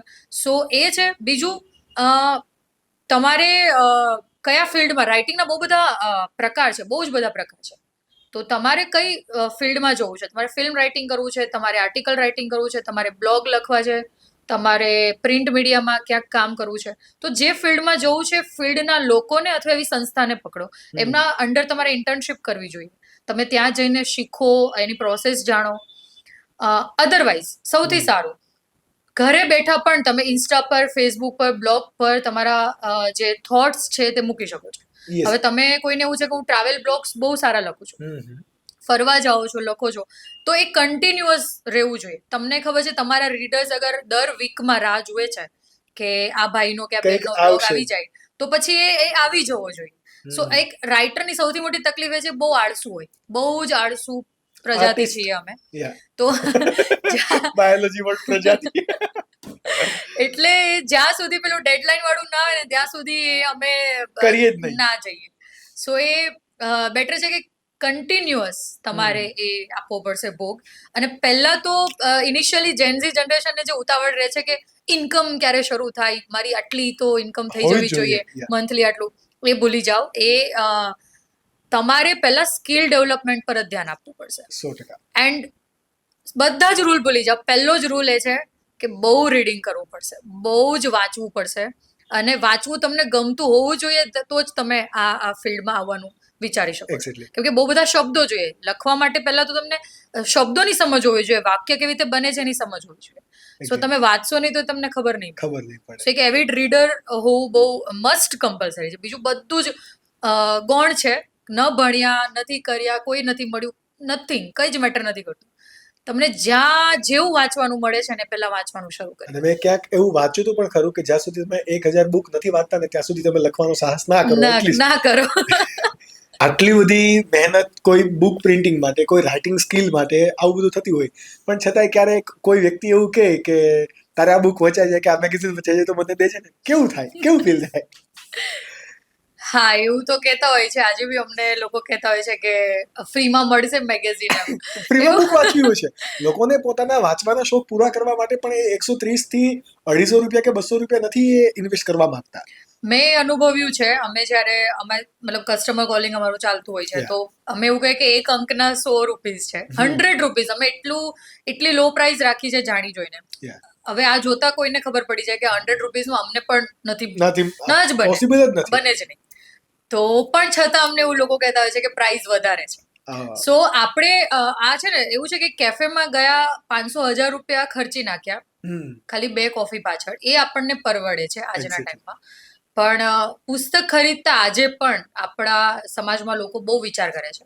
અને પેલું કહેવાય છે ને, કોઈએ કહ્યું છે કે ભાઈ જેમના ઘરમાં 5 સારા પુસ્તકો ન હોય ત્યાં દીકરી ન દેવાય. પણ આ સાચી વાત છે. તમારા ઘરમાં તમારા ગમતા 10 પુસ્તકો હોવા જોઈએ. કોઈ પણ વ્યક્તિને મળો અને તમે પૂછો કે ભાઈ તે લાસ્ટ કઈ બુક વાંચી અથવા તારું ફેવરેટ પુસ્તક કયું છે, એના પરથી તમે ઘણું બધું એ વ્યક્તિ વિશે જાણી શકો. ખાલી એ પુસ્તક કહી દે ને એના પરથી. તો પુસ્તકનું આટલું મહત્વ છે. એટલે પોતાની બુક વસાવવી જોઈએ. હું આ ખાસ તો છોકરીઓને કહેવા માંગીશ. હું મારા સ્ટાફમાં પણ એન્કરેજ કરતી હોઉં છું કે તમે મેકઅપનો સામાન 2 વસ્તુ ઓછી લેશો ને તો ચાલશે, પણ તમારી પાસે તમને ખબર હોવી જોઈએ કે મારી 5 ગમતી બુક કઈ છે, અને એ 5 ગમતી બુકને વસાવી લો, ઘરે રાખો. લાઇબ્રેરીમાંથી લઈ આવ્યા, વાંચીને મૂકી દીધી, ઇટ ઇઝ ઓકે, ક્યારેક ચાલે. પણ તમારા ગમતા એવા 5-10 પુસ્તકો તમને જે ટચ કરી ગયા હોય જીવનભર, એ તમારી પાસે હોવા જોઈએ, તમારી સાથે હોવા જોઈએ. આવું મારું પર્સનલી માનવું. અને બહુ સાચી વાત છે. બીકોઝ એક આપણે કહેવત વાંચી છે અને સાંભળી પણ છે કે ફરે એ ચરે. પણ હકીકતમાં લોકોને ફરવા કરતા વાંચવાનું પણ કીધેલું હોત ને તો પણ વ્યક્તિ ચરત ખરો. યા પણ હવે આપણે એક સેશનમાં થોડા આગળ જઈએ કે તમે જે મને કીધું કે તમારી રાઇટિંગ સ્કિલ એ તમારા કોલેજના સમયે તમે ઘણી બધી ઇતર પ્રવૃત્તિની અંદર તમે ડેવલપ કરી અને તમે ફાઇન્ડ પણ કરી. પણ અત્યારની જો હું એજ્યુકેશન પેટર્નને જોવા જાઉં છું ને તો ઇતર પ્રવૃત્તિ બધી જ સ્કૂલોમાં થાય છે. ખાસ કરીને હું સુરતના વરાછા વિસ્તારની અંદર કરું તો કહેવાય કે ઇન્ડોર ઇતર પ્રવૃત્તિઓ થાય છે, આઉટડોર નથી થતી. અને ઘણી બધી ઇતર પ્રવૃત્તિના નામે એક્સ્ટ્રા ફીસ પણ લેવામાં આવે છે કે જ્યાં વાલીઓ પોતાના બચ્ચાઓને ફેન્સી કપડાં લેવા માટે એક પર્ટિક્યુલર શોપ પર લાઇનમાં બહુ ખાસો ટાઈમ ઉભા રહે છે. અને જો તમારું આમાં શું પોઈન્ટ ઓફ વ્યૂ છે એ મને જણાવજો કે જો એ ઇતર પ્રવૃત્તિથી વ્યક્તિ કે વિદ્યાર્થીઓના જીવનની અંદર કંઈક સ્કિલ બહાર નીકળવાની હોય તો ડેવલપ થવાની હોય તો એ બધાને જ મળવું જોઈએ. અને આ વ્યવસ્થા સ્કૂલ અથવા તો એજ્યુકેશન સિસ્ટમે ખુદે કરવી જોઈએ. આ વિશે તમારું શું માનવું છે કે ઇતર પ્રવૃત્તિ સાચી વાત છે, સ્કિલ ડેવલપ થવી જોઈએ? હા, સ્કિલ ડેવલપ થવી જોઈએ, પણ વાલી ઉપર જે એક્સ્ટ્રા બર્ડન આવે છે ફી ની સાથે સાથે જે એક્સ્ટ્રા બર્ડન આવે છે એનાથી વાલી પછી કંટાળે અને એ જ બેક ઓફ કરી દે કે ભાઈ આ પ્રવૃત્તિમાં નથી જવું યા આ વખતે ભાગ નથી લેવો. બરાબર. તો સ્કૂલની ઘણી બધી રિસ્પોન્સિબિલિટી આવે કે એમણે એ માહોલ બનાવવો જોઈએ કે બહુ સરળ રહે વિદ્યાર્થી માટે, એજ્યુકેશનને પણ સાચવવું અને ઇતર પ્રવૃત્તિનું બેલેન્સ કરવું. એ કોઈના પણ માટે બર્ડન ન હોવું જોઈએ, ન અભ્યાસક્રમ ખોરવાવો જોઈએ, ન વાલીને કોઈ એક્સ્ટ્રા બર્ડન આવવું જોઈએ, કોસ્ટ વાઇઝ કે કોઈ પણ વાઇઝ. હવે ખાલી કોસ્ચ્યુમ પહેરાવીને મોકલી દીધા એ સ્કિલ ડેવલપમેન્ટ કે ઇતર પ્રવૃત્તિ નથી. આમાં ખાસ રોલ ટીચર્સનો હોય છે. હું ખાસ એવું બિલીવ કરું છું કે મારા જીવનમાં ઘણા બધા શિક્ષકોનો પ્રભાવ રહ્યો છે. કદાચ હું એટલે અહીંયા છું કેમ કે નાનપણથી સ્કૂલમાં શિક્ષકોએ એ ઓળખી લીધેલું હતું, એમણે કંઈક જોયેલું હતું, એમણે જ એન્કરેજ કર્યું કે તારે આ કરવું જોઈએ, તો તું ક્યાં અટકે તો અમને કહેજે. મને યાદ છે મારા એક ટીચર, અમે ક્લાસીસમાં જતા હતા, વક્તૃત્વ સ્પર્ધામાં તૈયાર કરવા માટે એમણે મને બહુ તૈયારી કરાવી છે. બધા ભણીને જતા રહે, ત્યાર પછી મને બેસાડતા, એ મને પોતે છેલ્લી બેન્ચ પર બેસતા, મને આગળ બેસાડતા, દેન સ્કેલ લઈને એ આમથી આમ કર્યા કરે કે જેથી મારી નજર જે છે એ સ્કેલ પર જવી જોઈએ. એક્ઝેક્ટલી. તો એનાથી મને ટેવ પડી કે જ્યારે હું સ્ટેજ પર આવીને બોલું તો મારી નજર પબ્લિકના દરેક ખૂણેથી બધા જ લોકો તરફ જવી જોઈએ. તો એવા ટીચર મળવા એ બહુ મુશ્કેલ છે, એ જરૂરી છે ને આજના ટાઈમમાં એ નથી થઈ રહ્યું. એનું રીઝન તમને શું લાગે? ઘણા બધા રીઝન છે. એક તો મેનેજમેન્ટ તરફથી એક ફ્રીડમ હોવી જોઈએ, ટીચર્સને પણ એક ફ્રીડમ મળવી જોઈએ કે ખાલી આવ્યા, અભ્યાસક્રમ પતાવ્યો, જે ગોખેલું છે એ વાંચી ગયા યા બોલી દીધા, કોઈને સમજ પડી નથી પડી, એન્ડ દેન આપણું કામ ખતમ. આ વાળો એટીટ્યુડ પણ થોડો ટીચરમાં પણ આવ્યો છે, એ બદલાવવું જોઈએ. શિક્ષકનો રોલ છે ને આપણે ધારીએ છે ને એના કરતા બહુ મોટો છે, બહુ જ મોટો છે સમાજ પર, બાળક પર. કેમ કે ક્લાસરૂમમાં જે છે એ કહેવાય ને ભાવિ ઘડાઈ રહ્યું છે, ભવિષ્ય ઘડાઈ રહ્યું છે, અને એને આકાર આપવાનું કામ શિક્ષકના માથે છે, એટલે એની રિસ્પોન્સિબિલિટી બહુ વધારે છે. માત્ર ભણાવીને હાથ ધોઈ નાખવા એ જવાબદારી નથી. દરેક બાળકમાં કોઈક ને કોઈક ટેલેન્ટ રહેલું છે, એ ઓળખવું. કોઈક ને કોઈક બાળક ક્યાંક ને ક્યાંક અટવાય છે. આજના ટાઈમમાં ડિપ્રેશનના કેસ વધી રહ્યા છે, એવા ઘણા બધા કેસીસ છે જે બાળકો કોઈની સાથે ચર્ચા નથી કરી રહ્યા. તો એ શિક્ષકે અને મેનેજમેન્ટે એ શાળાનું વાતાવરણ એવું હોવું જોઈએ કે બાળક ક્યાંય ના બોલતું હોય, ઘરે પણ ન બોલતું હોય, પણ એ આવીને એ શિક્ષકને કહેવું જોઈએ. એટલે એ વાતાવરણ બનાવવું જરૂરી છે અને શિક્ષકોને છૂટ મળવી જોઈએ કે થોડો ઇન્ટરેસ્ટ લે બાળકના સ્કિલ ડેવલપમેન્ટમાં, એના પર્સનલ ગ્રોથમાં, એના કાઉન્સેલિંગમાં, એના વિચારોમાં, એ ક્યાં અટવાઈ રહ્યું છે એને મદદ કરવામાં. કેમ કે આપણે ખાલી ચોપડાના થોતા પૂરા કરશું ને એનાથી એ ગ્રોથ નથી થવાનો, ગ્રોથ તો અહીંયાથી થવાનો છે. અહીંયાથી અટવાયેલું રહેશે ને બાળક એ નહીં કરી શકે. એટલે મારી સામે ઘણા બધા એવા કેસ આવ્યા હતા, પહેલા પણ આવ્યા હતા કે આપણે ખબર પડી જાય કે એ સ્ટુડન્ટ ક્યાંક અટવાઈ રહ્યું છે, દેન આપણે બોલાવીએ, એનું વર્તન બરાબર ના હોય શિક્ષકો સાથે, કયું ના કરતા હોય, લેસન લઈને ના આવતા હોય, દેન તમે જાણો, બેસો, પૂછો, ત્યારે એ ધીમે રહીને ખોલશે. પહેલા તો એ વાત પણ નહીં કાઢે, 15-20 મિનિટ તમે ફ્રેન્ડ બનવાની કોશિશ કરો, ત્યારબાદ એ તમને મુશ્કેલી જણાવશે કે મને આ ઇશ્યુ છે, ઘરે આવો પ્રોબ્લેમ ચાલી રહ્યો છે, અથવા મને આ સબ્જેક્ટમાંથી બહુ ડર લાગી રહ્યો છે, અથવા મને કંઈક બીજું કરવું છે અને મારા ઘરવાળા બીજું કંઈક કરાવી રહ્યા છે. સાચી વાત છે. સો તમે થોડુંક એને એન્કરેજ કરશો ને એટલે એ ખુલશે. એ તો શાળાની અને શિક્ષકની જવાબદારી બને છે કે એમણે એક ફ્રીડમ વાળું વાતાવરણ આપવું જોઈએ, જે મને લાગે છે બહુ રેર છે, શાળાઓમાં નથી આવી રહ્યું, કેમ કે હવે બધા અભ્યાસક્રમ ક્યારે પૂરો થાય ને એના ઉતાવળમાં હોય છે. અને છેલ્લે એક્ઝામની અંદર પર્સન્ટેજ વધારે કઈ રીતે આપવું, વધારે કઈ રીતે આવે, અને આપણે એક બોર્ડ બેનર મારી દીધા છે કે ઓકે 55% ઉપર 98% ઉપર આવી ગયા, એ શાળાનો સક્સેસ રેટ નથી. મને લાગે છે કે હસતા રમતા બાળકો જ્યાં ભણતા હોય અને જ્યાંથી જે કરવું છે એ માહોલ અને જે કરવું છે એનું સ્ટેજ મળતું હોય ને, એ શાળા એ પોતાની રીતે આદર્શ છે. એ પોતાની રીતે આદર્શ છે. તમે જે રીતે ટીચિંગ ફિલ્ડમાંથી આવો છો, તો હજી તમને હું ટીચિંગ સાથેના બહુ ક્વેશ્ચન્સ કરું કે ત્યાં ઓલરેડી એઝ અ રાઇટર તરીકે પણ તમારી ભૂમિકા છે, કારણ કે રાઇટરનો સોશિયલ રોલ એ તમારાથી વધારે કોઈ સમજી ના શકે જેટલો હું તમને ઓળખું છું. તમે બે ઝીઝક બે ધડક કહેવાવાળા અને લખવાવાળા છો, અને મેં જ્યાં સુધી તમારું કોલમ વાંચી છે, મેં જ્યાં સુધી તમારી કવિતાઓ વાંચી છે, સાંભળી પણ છે, તો ત્યાં સુધી તમે મહિલાઓ માટે ખૂબ વધારે લખો છો, રાઈટ? મહિલા સશક્તિકરણ હોય, મહિલાની સેફટી હોય, મહિલાનું એમ્પાવરમેન્ટ હોય, ઘણી બધા સેક્ટરમાં તમે ઘણું બધું લખ્યું પણ છે. પણ પહેલા એજ્યુકેશનનો સવાલ, પછી હું મહિલા પર આવું. એજ્યુકેશન માટે કે જે તમે હમણાં મને ટોપિક આપ્યો કે અમારે પણ ઘણા બધી વખત વાત થતી હોય, because I am belong to education field as well. તો સ્કૂલમાં એટલા માટે પણ એવા સ્ટુડન્ટ્સ તૈયાર નથી થઈ રહ્યા, બીકોઝ આપણે કહેવાય ને કે કુવામાં હોય એ અવેડામાં આવે. એક તો ફેમિલીમાં તો ચલો એ સ્કિલ નથી, બીકોઝ એમના ફાધર છે એટલા માટે એ સ્કૂલ પર રિસ્પોન્સિબિલિટી આપે છે, અને સ્કૂલ અત્યારે હાઈ ફી લઈને પણ એ કરે છે, પણ છતાં એમના જે ટીચર્સ છે એમાં જ એ સ્કિલ નથી, કે જેના કારણે સ્ટુડન્ટ્સની અંદર નથી આવતી, અને સ્ટુડન્ટ એ લાઈફ ટાઈમ ફરિયાદ પણ કરતું રહે છે અને સફર પણ કરે છે. So what's your opinion on it? Skill teachers તો હોવા જ જોઈએ. પહેલા તો મને એ લાગે છે કે કદાચ હું અહીંયા થોડું અલગથી બોલું તો બાળકને પહેલા તો માતૃભાષામાં ભણવા દો. આ તો પહેલી રિક્વાયરમેન્ટ છે.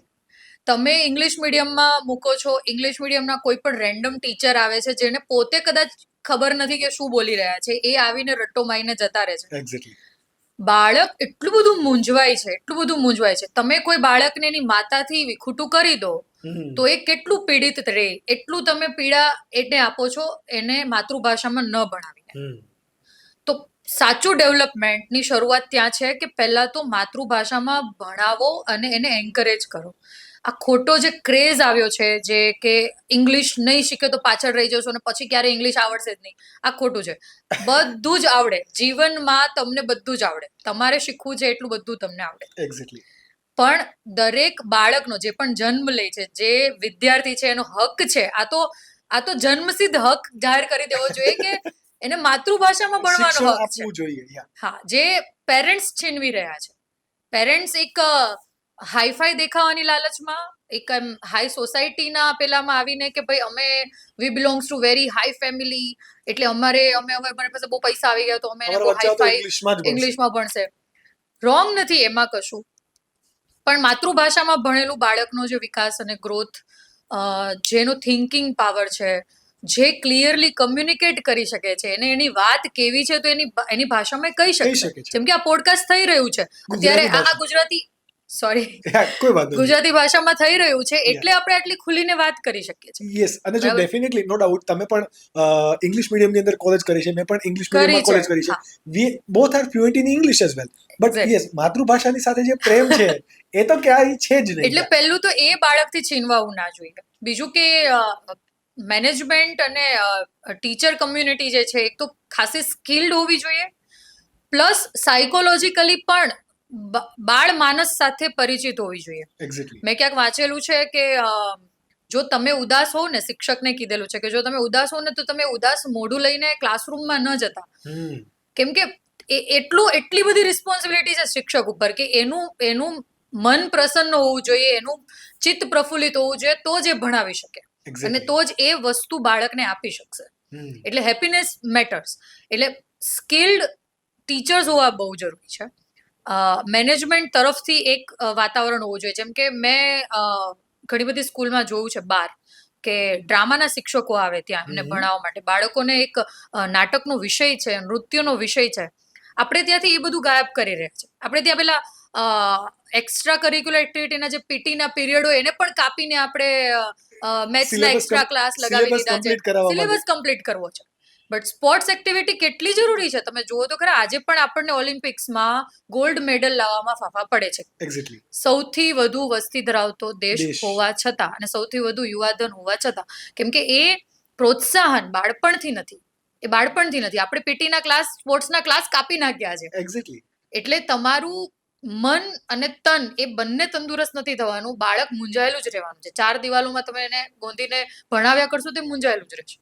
બરાબર. એટલે એક સ્પોર્ટ્સ એક્ટિવિટીનો પણ એક એન્કરેજમેન્ટ હોવું જોઈએ, અને જેમને આર્ટમાં, લિટરેચરમાં રસ છે એમના માટે પણ કોઈ વ્યવસ્થા હોવી જોઈએ. મેં ઘણી શાળાઓ જોઈ છે જે હવે સ્પેશિયલી ડ્રામાના ટીચર્સ હાયર કરીને બાળકોને ડ્રામા શીખવે છે. હવે ડ્રામા કેટલો જરૂરી છે તમે જોજો.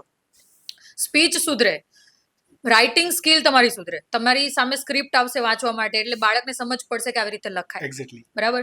તમારો બોલવાનો પાવર, તમારા એક્ટિંગનો જે પાવર છે સુધરશે, તમારું લિસનિંગ સુધરશે. ઘણાના મ્યુઝિક ના વોકલ સારા હોય તો એ સુધરે છે, ઘણાના મ્યુઝિક સેન્સ ખબર પડશે, લાઇટની સેન્સ ખબર પડશે. થિયેટર છે ને એ તો એક સાથે કેટલું બધું પીરસે છે. તો આ જો મળી જાય. ત્રીજો પોઈન્ટ, લાઇબ્રેરીને ઓપન કરી દો. સ્કૂલ વાળા લાઇબ્રેરી બંધ કેમ રાખે છે? I don't know. એ બાળકોને મેં એવો જોયું છે, અમારા ટાઈમથી પણ આ વસ્તુ ચાલે છે કે આપણે બુક અડવા જઈએ તો લાઇબ્રેરીને એવું કે ફાડી નાખશે, તું રહેવા દે, એને નથી અડવું. પણ પુસ્તકો ફાડી નાખવા માટે જ છે. બાળક વાંચતા વાંચતા એને ફાડી નાખે ને એ તો પુસ્તકની ખુશનસીબી કહેવાય કે મને કોઈએ વાંચ્યું આટલું. તો સ્કૂલને છે ને એ મને એવું લાગે છે કે ચોપડા તો છે જ તમારા એજ્યુકેશનના, અભ્યાસક્રમના, પણ સાથે સાથે બાળકનો 1 કલાકનો પીરિયડ લાઇબ્રેરીનો રાખો. એમને લાઇબ્રેરીમાં જવા દો, એમને એમની મુક્ત રીતે જે બુક ઉઠાવવી છે ઉઠાવવા દો. ઇતિહાસ વાંચશે, નોવેલ વાંચશે, એ આત્મકથાઓ વાંચશે, એ સેલ્ફ ગ્રોથની બુક વાંચશે, એને ખબર પડશે કે દુનિયાભરમાં આવા લેખકો છે, આવી આવી વસ્તુઓ લખી ગયા છે. ને જીવનમાં ખાલી આ 1 થી 12 ધોરણ નથી, આના બહારની પણ દુનિયા છે. ખાલી વિજ્ઞાન સાયન્સ નથી, વિજ્ઞાન કે મેથ્સ નથી, ઘણું બધું છે. તો મને એવું લાગે છે આવા 3-4 પોઈન્ટ છે જેના પર ખાસ ધ્યાન આપવા જેવું છે. અને આ બધું ખાસ ધ્યાન મારા ખ્યાલથી ટીચર્સ કરતા જે એજ્યુકેશનલ મેનેજમેન્ટ છે એમણે કરવું જોઈએ. એક્ઝેક્ટલી. અત્યારે મેનેજમેન્ટમાં મેં આવું એક ઓબ્ઝર્વેશન પણ કરેલું કે એક તરફી ફ્લો બહુ ચાલી રહ્યો છે. જેમ કે સુરતની અંદર પર્ટિક્યુલરલી વરાછા વિસ્તારમાં કોઈ આર્ટ સ્કૂલ જ નથી, બંધ કરી રહ્યા છે. જે હતી પણ ત્યાંથી બંધ કરી રહ્યા છે. આ કેટલી ખરાબ વાત અને કમનસીબી કહેવાય. તમે વિચારજો કે વરાછા એરિયામાં કોઈકને આર્ટ્સ ભણવું છે તો એને સિટી એરિયામાં જવું પડે, કેમ કે એની પાસે સારા ઓપ્શન જ નથી.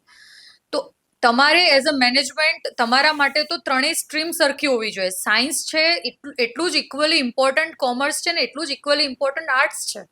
જેટલી સમાજને ડોક્ટર, એન્જિનિયરની જરૂર છે એટલી લેખકોની જરૂર છે, એટલે ચિત્રકારોની જરૂર છે, એટલા સારા સારા સંગીતકારોની જરૂર છે. તો તમે જીવનમાંથી આર્ટ્સ કાઢી નાખશો, કળા કાઢી નાખશો, હેપીનેસ તો એ હેપીનેસ ક્યાં રહેશે? આજે અમે એક પોડકાસ્ટની અંદર શ્રદ્ધા શાહ જોડે વાત કરી હતી, તો એ અત્યારે હેપીનેસ માટે ઘણી બધી એક્ટિવિટીઝ પણ કરે છે. તો મેજોરિટી એના ક્લાયન્ટ ડોક્ટર છે, બીકોઝ સૌથી વધારે સ્ટ્રેસમાં એ લોકો છે. સેકન્ડ નંબર પર એમના ક્લાયન્ટ સીએ છે. એન્જિનિયરની તો આપણે ગુજરાતમાં ઇજ્જત કાઢી નાખી છે થોડી ઘણી, એટલે એ એમના વિશે તો અમારી ચર્ચા ના થઈ. બટ એવું છે અત્યારે મેનેજમેન્ટમાં અને એજ્યુકેશન સિસ્ટમમાં પણ ક્યાંક ને ક્યાંક કે સૌથી વધારે ફીસ ક્યાં મળે છે? સાયન્સ ફિલ્ડમાં. તો મેજોરિટી જે સ્કૂલ સાયન્સ ફિલ્ડ અથવા તો સ્ટ્રીમ ચલાવતી જ નહોતી, એ સાયન્સ સ્ટ્રીમની અંદર કન્વર્ટ થઈ ગઈ. બીકોઝ એમની પાસે એક રો મટીરિયલ જે સ્ટુડન્ટ છે એ તો આવે છે, અને વધારે સ્ટુડન્ટો આવે છે, અને સ્ટુડન્ટ્સ એ સાયન્સની અંદર યા તો ડોક્ટર યા તો એન્જિનિયર, આ 2 ઓપ્શન લઈને આવે છે. બહુ બધા એવા લોકો અમારી જનરેશનમાં અને અમારથી જે જુનિયર જનરેશન છે ત્યાં પણ પીડાઈ રહ્યા છે કે યાર મને આ કરવું હતું અને થઈ ના શક્યું. અને એમાંથી હું પણ એક છું કે મારું બેચલર ઓફ સાયન્સની સાથે મેં થિયેટર પણ કર્યું છે from the MS university Vadodara. તો મને ત્યાં જઈને ખબર પડી, અચ્છા મારી અંદર આ સ્કિલ છે ઓલરેડી. અને અત્યારે હું જે કંઈ પણ કરી રહ્યો છું એ બધું જ થિયેટર સ્કિલને કારણે છે. અને પોડકાસ્ટ છે તો એ પણ એક થિયેટરની જ દેન છે. નહીં તો કહેવાય ને કે જીભ જેની ચોંટતી હોય એ ક્લિયર બોલી ના શકે. ના શકે. તો હા, હું એનું જ એક ઉદાહરણ છું. સાચી તો હું અત્યારે મારા કઝિન્સ અને નેફ્યુને પણ આ સલાહો પણ આપી રહ્યો છું. બટ યસ, એજ્યુકેશન ફિલ્ડની અંદર નથી. તો તમારો શું ઓપિનિયન છે કે ભાઈ મેનેજમેન્ટ છે એ સ્કૂલ માફિયા બની ગયું છે કે શું છે? આઈ એમ સોરી અગર હું ખોટો રોંગ વર્ડ યુઝ કરતો હોય તો. નહીં, પણ આ છે ને સ્કૂલનો તો પ્રોબ્લેમ છે જ. આપણે જે સમાજમાં જીવી રહ્યા છીએ એનો પણ પ્રોબ્લેમ છે. આપણે એક તરફી ફ્લો જ વધી રહ્યો છે. આપણા માટે વ્હાઇટ કોલર જોબ આજે પણ બહુ ઇમ્પોર્ટન્ટ છે, કે તમે સાયન્સ કર્યું છે તો તમારું ઇમ્પોર્ટન્સ છે. એક્ઝેક્ટલી. તમે હોશિયાર છો, તમારા 90% આવ્યા છે એટલા માટે તમારે સાયન્સ લેવું જ જોઈએ. એટલે બાળક કોમર્સ આર્ટ્સમાં જવા ઈચ્છતું હોય છતાં પણ એને જબરદસ્તી સાયન્સમાં બેસાડી દે છે કે તને આવડી જશે, તું કરી લે. બટ આજે એક ક્રેઝ ઉપડ્યો છે ને, જે કે આ સ્ટ્રીમ લેશું તો જ વધારે કમાશું, અથવા સિક્યોર જોબ છે કે અહીંયા ક્યાંક આપણે પહોંચવું છે. અલ્ટિમેટલી ઇટ ઇઝ ઓલ કે મની માઇન્ડેડ. એક્ઝેક્ટલી. કે કમાણી, તમારી ઇન્કમ કેટલી છે એના આધાર પર પહેલા સ્ટ્રીમ નક્કી થાય છે. હાજી. તો તમારે એ ભણવું જોઈએ. બટ મારું એવું માનવું છે, ફોલો યોર પેશન. બાળકને પણ બહુ સ્ટ્રોંગ થઈને ડિસિઝન લેવો પડશે. પેરેન્ટ્સ કંઈ પણ કહે, ટીચર્સ કંઈ પણ કહે, મેનેજમેન્ટ કંઈ પણ કહે, પણ અગર એને શું ફોલો કરવું છે એને ખબર પડી જાય એકવાર, તો એને કરવા દેવું જોઈએ ને. એને પોતાના માટે સ્ટેન્ડ લેવું જોઈએ. આજે હવે એ જમાનો આવી ગયો છે કે બાળકે સ્ટેન્ડ લેતા શીખવું પડશે. પહેલા તો એવું હતું કે આપણે નહીં બોલી શકતા હતા આપણા પેરેન્ટ્સની સામે, પણ આજના ટાઈમમાં એને પોતાની વાત લાગે કે સાચી છે તો એ સાચી રીતે રજૂ કરવી જોઈએ, એના ઉપર સ્ટેન્ડ લેવું જોઈએ. કે તમે ચાહે 5 લોકો બોલો છો, તમે બધા ખોટા છો, હું સાચો છું, આ આપણને ખબર હોવી જોઈએ. બરાબર. તો હા, સ્કૂલનું મની માઇન્ડેડ વાળું એક ચાલે છે. જે સ્ટ્રીમમાં વધુ પૈસા છે એ સ્ટ્રીમને વધુ પ્રોત્સાહન મળે છે, એ પ્રકારના ક્લાસીસ ચાલે છે, એ પ્રકારની બેચીસ ચાલે છે. ઘણી બધી એવી સ્કૂલો છે જેમાંથી પ્રાર્થનાનો ટાઈમ પણ કાઢી નાખ્યો છે. તમે તો લેક્ચર આવી ગયા છે. ત્યાં લેક્ચર આવી ગયા, ત્યાં 10 મિનિટની 20 મિનિટની એક્ઝામ રાખી દીધી છે. સો કેમ કે એ નથી વિચારી રહ્યા કે પ્રાર્થનાનો, કદાચ એ જેમણે વિચારીને કન્સેપ્ટ રાખ્યો છે, 10 મિનિટની પ્રાર્થનાનો પણ બાળકના વિકાસમાં કેટલો મોટો રોલ છે. બહુ બેનિફિટ છે ત્યાં. એ સર્વાંગી વિકાસ માટે તમે બાળકને સ્કૂલમાં મૂકો છો. સર્વાંગી વિકાસ નથી થઈ રહ્યો, માત્ર ને માત્ર એક રટ્ટાબાજી, ગોખણપટ્ટી અને એનું આપણે ભણતર આપી રહ્યા છે. આમાંથી બહાર નીકળવાની બહુ જરૂર છે, બહુ જ જરૂર છે. આઈ એમ રિયલી એપ્રિશિએટ કે તમે એઝ અ રાઇટિંગ કરિયરની અંદર આવીને, ઓબ્વિયસલી જ્યારે તમે કોઈ રાઇટર હો છો, કોઈ વ્યક્તિ જ્યારે રાઇટર હોય છે ત્યારે એનું ઓબ્ઝર્વેશન એક્ટર કરતાં પણ બહુ વધારે હોય છે.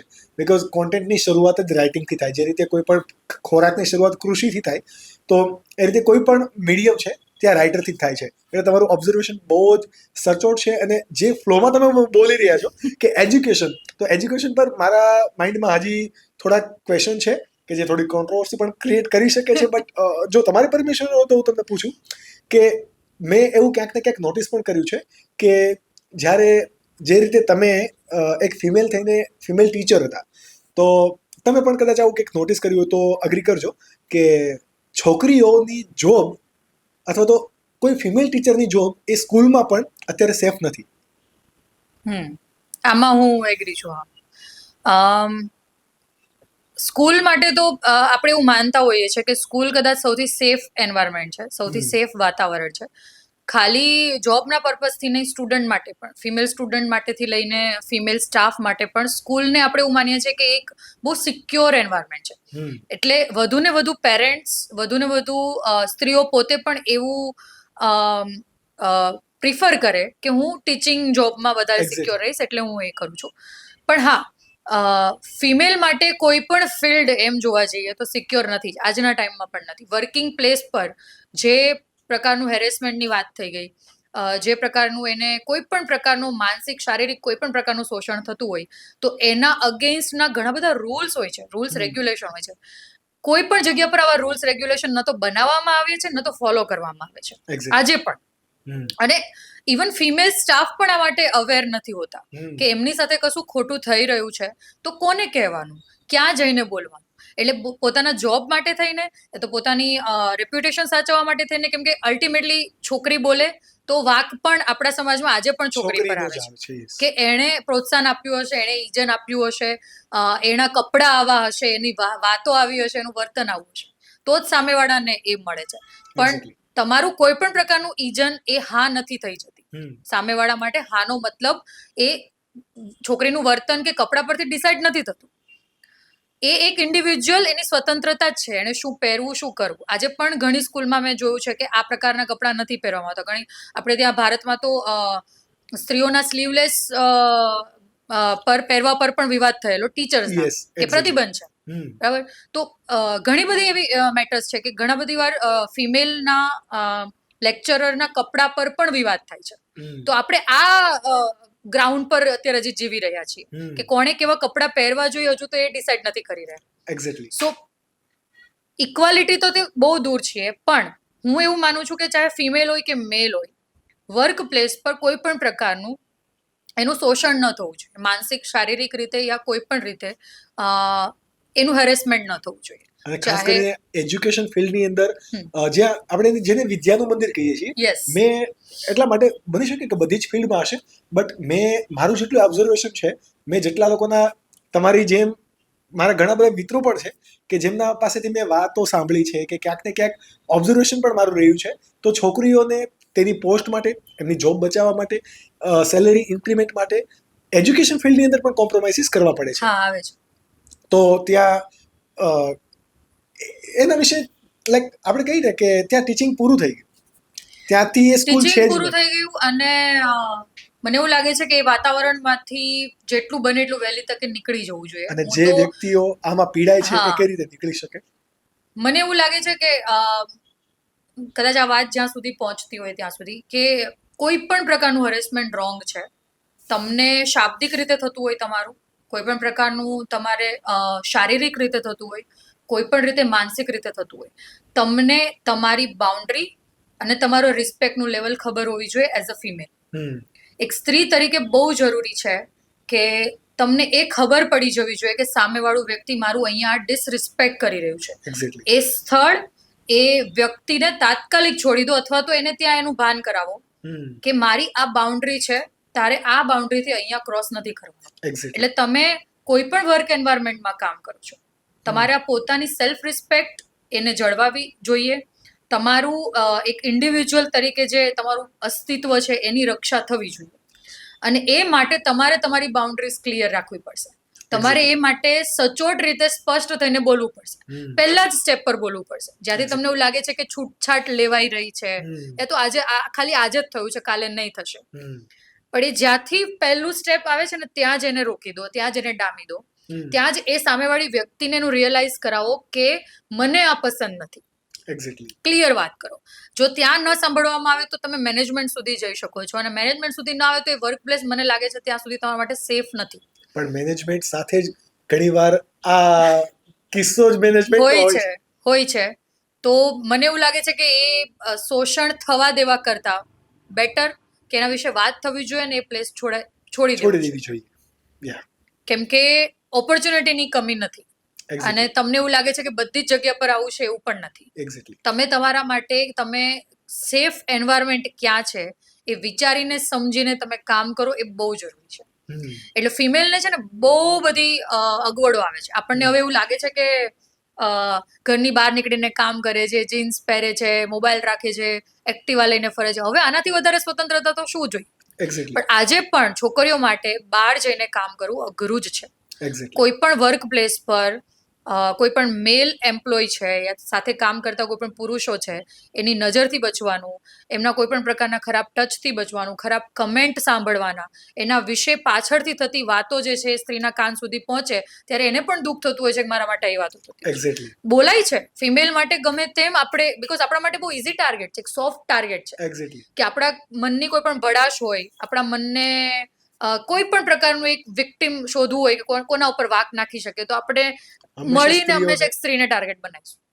એટલે આ એક થઈ રહ્યું છે. આના માટે સ્ટ્રોંગ થવાની જરૂર પહેલા તો સ્ત્રીઓએ જ છે કે એમને ખબર હોય છે કે મારે ક્યાં ના કહેવી છે, મારે કોને ક્યાં સ્ટોપ કરી દેવા છે, મારી બાઉન્ડ્રી શું છે, મારી રિસ્પેક્ટ શું છે, મારા રિસ્પેક્ટની કેટલી વેલ્યુ છે. સો એ વેલ્યુને ક્રોસ કરીને કોઈ માણસ આવી ન શકે એટલું પાવરફુલ કેરેક્ટર એ સ્ત્રીએ પોતે ડેવલપ કરવાનું રહેશે.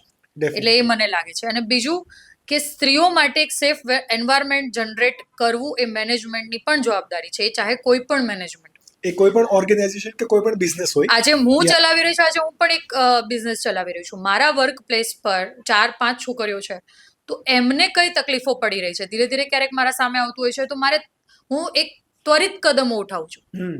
મારા ત્યાં એક બેઝિક નિયમ છે કે મારે ત્યાં કામ કરતી ફિમેલ સ્ટાફનું થોડું એક્સ્ટ્રા કેર કરું છું. આ મારું પર્સનલ એક માનવું છે, કેમ કે એમને એક્સ્ટ્રા કેરની જરૂર છે. એમને જરૂર છે, એ ઘરથી બહાર આવીને કામ કરે છે, બહુ બધા ઓબ્સ્ટેકલ્સ, બહુ બધા અવરોધોને પસાર કરીને આવી રહી છે. તો હું એટલું મેક શ્યોર કરીશ કે વર્ક પ્લેસ પર એ શાંતિથી એના વર્ક પર ફોકસ કરી શકવી જોઈએ અને બીજા કોઈ પ્રોબ્લેમ ના આવવા જોઈએ.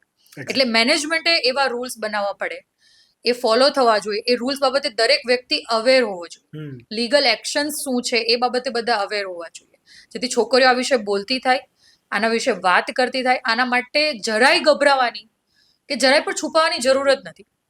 કેમ કે આમાં હું માનું છું કે સ્ત્રીનો વાંક હોતો જ નથી. અને જો કદાચ વાંક હોય છે તો પણ એ બે પાર્ટીને સમજીને એ સોલ્યુશન કરવાનું હોય છે. હા, વાતનું સોલ્યુશન ઘણી બધી વાર એવું થાય છે, લોકો એવું કહેતા હોય છે કે છોકરીઓ ખોટા વાંક લગાવે છે, ખોટા કેસ કરી દે છે. કરે છે 20% છે, બાકીના 80% સાચા કેસ છે. આજે પણ દહેજના, ડિવોર્સના, મારીને સળગાવી દેવાના, છૂટાછેડાના, તમે કેટલા બધા લઈ લો, સ્ત્રીઓ માટેના ક્રાઇમના જે 80% કેસ છે સાચા છે. કોઈ પણ લોયરને તમે પૂછશો તો. પણ આપણને દેખાય છે શું કે 20% એ છોકરીઓ દેખાય છે, એ સ્ત્રીઓ દેખાય છે જે કાયદાનો ખોટો ઉપયોગ કરીને આનો લાભ લઈ રહી છે. સો જરૂરી છે, આનો ભેદ સમજવો પણ જરૂરી છે ને મેનેજમેન્ટ સેફ હોવું પણ જરૂરી છે. તમારી વાત પરથી મને એવું લાગ્યું કે હકીકતમાં તો આજે સ્ત્રીઓ પહેલા જેટલી પીડાતી હતી એટલી જ પીડાઈ રહી છે. બહુ ચેન્જીસ નથી આવ્યા. પણ મેં ઘણા બધા એવા આર્ટિકલ્સ વાંચ્યા, ઘણા સારા ફિમેલ લેખકોના પણ આર્ટિકલ વાંચ્યા, તો એનાથી મને એવું લાગે છે કે ક્યાંક ને ક્યાંક હવે એ વ્યક્તિઓ એવું લખી રહ્યા છે કે પુરુષ પણ પીડાઈ રહ્યો છે. અને યસ, બિંગ અ ગાય, અમને સિમ્પથી પણ મળે છે કે યસ, અમે પણ ઘણી જગ્યાએ પીડાઈ રહ્યા છીએ. તમારું શું માનવું છે આ વિશે? વ્યક્તિ માત્રની પીડા હોય જ. દરેકની પોતપોતાની જર્ની, દરેકના પોતપોતાના અવરોધો, દરેકની પોતપોતાની કહાની હોય છે. એટલે હું તો એવું જ માનું છું કે ચાહે સ્ત્રી હોય કે પુરુષ, પીડાવું ન જોઈએ. પણ સ્ત્રીઓ માટે વધારે મારું લખવાનું અથવા તો હમદર્દીનું કારણ એ છે કે મને એવું લાગે છે કે હજુ સમાન ધોરણે હક નથી મળતા. જે સમાનતાની વાત કરીએ છીએ એ સમાનતા નથી આવી હજુ. મેં હમણાં જ એક આર્ટિકલ એના પર લખ્યો હતો કે સમાનતાથી 100 વર્ષ દૂર આપણે કમ્પ્લીટ 100 વર્ષ દૂર છે. મને એવું લાગે છે કે દરેક પ્રકારના ક્રાઇમ લઈ લો તમે, સ્ત્રીના વિરોધમાં થતા કોઈ પણ ક્રાઇમ લઈ લો, રેપ લઈ લો, એસિડ અટેક લઈ લો, આપણે ત્યાં સુરતમાં આવી ઘટનાઓ થાય છે, ગળું કાપી નાખવાની ઘટનાઓ તક થાય છે, થઈ ગઈ છે, બરાબર. તો ત્યાંથી લઈ લો કે ના સહન નથી થતી, એક પુરુષથી ના સહન નથી થતી સ્ત્રીની. જ્યારે સ્ત્રી કોઈ પુરુષને ના પાડે છે એટલે એને બદનામ કરવાનું શરૂ થાય, એના રિલેટેડ ફોટા, વિડીયો બધું વાયરલ થાય, એને ધમકીઓ મળે, એનો પીછો થાય. આજે પણ આ બધું થાય છે. તો આનું કારણ તમે મૂળમાં જઈને ફાઇન્ડ કરો. તમારે એક રૂટ કારણ પકડવું હોય ને, તો મને લાગે છે રૂટ કારણ એ છે કે સમાનતા.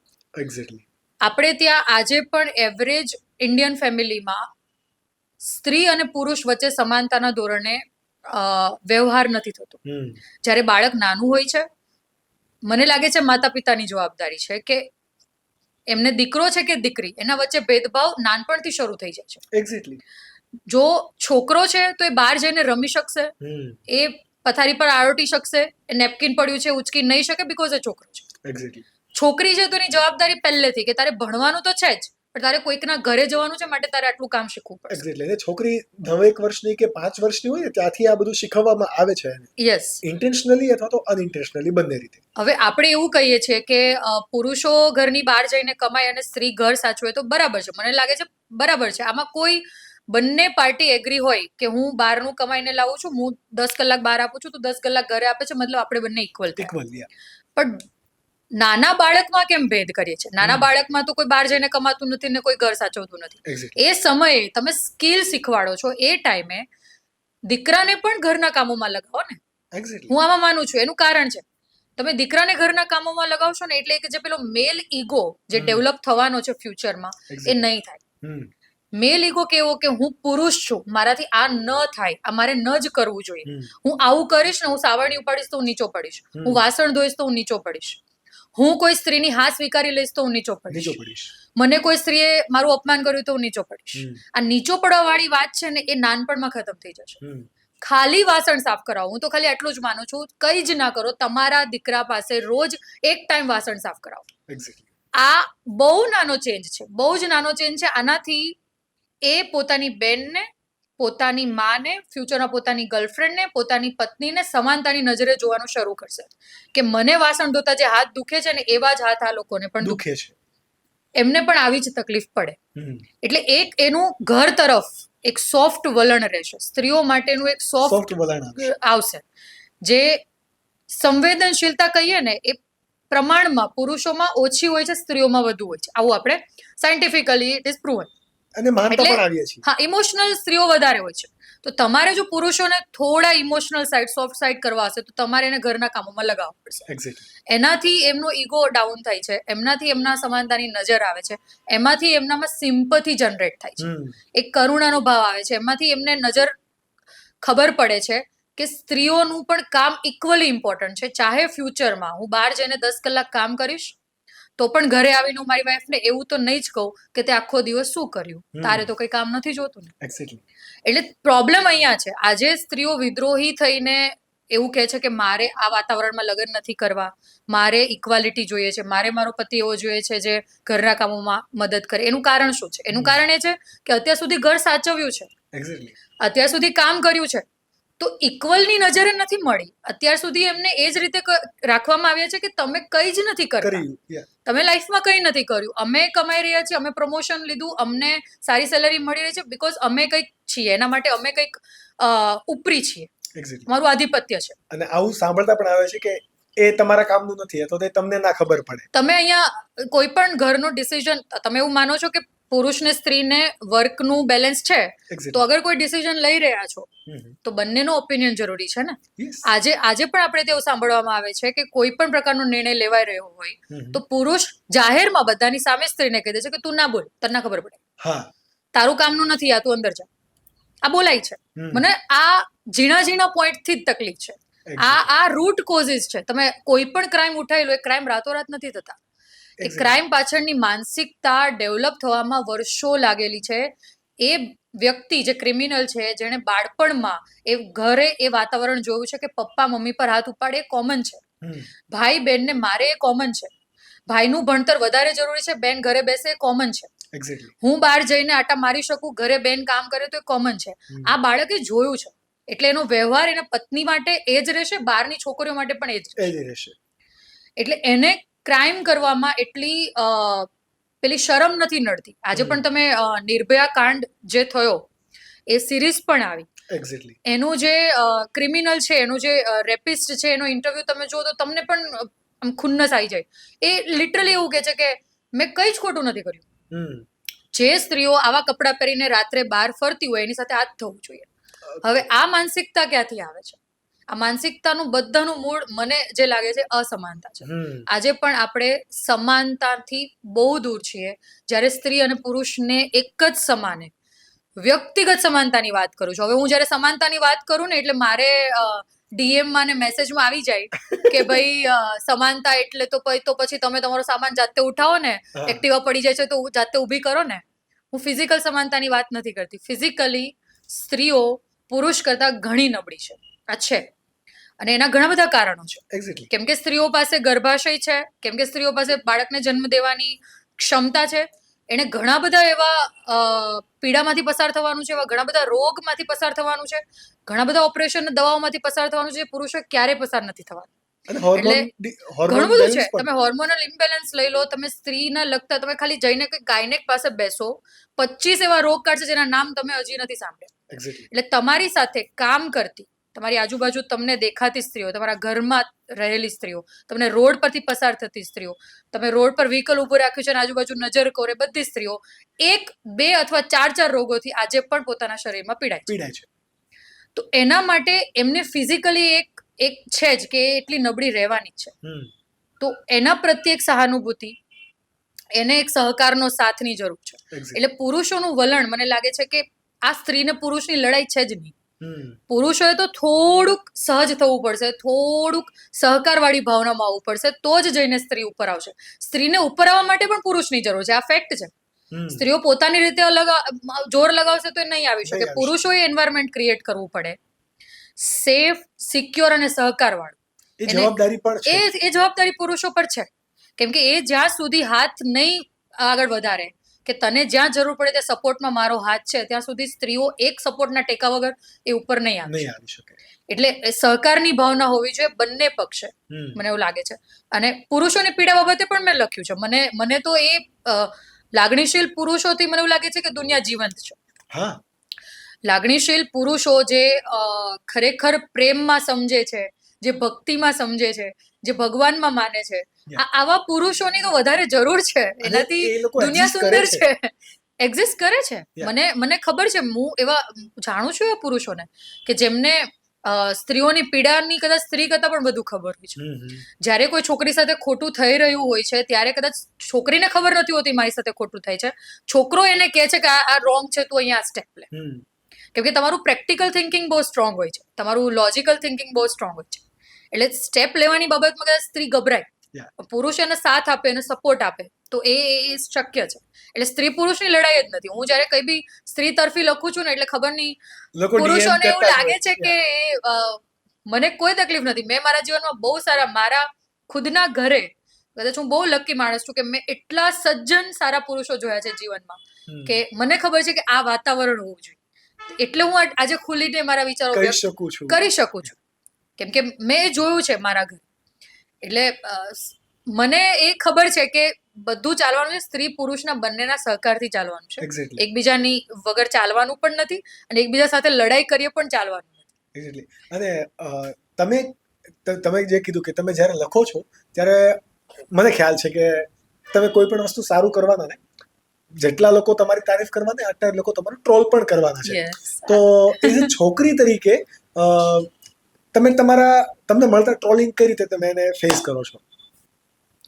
મારું છે ને થોડું અગ્રેસિવ પેલું નેચર છે કે મને લાગી આવે થોડુંક.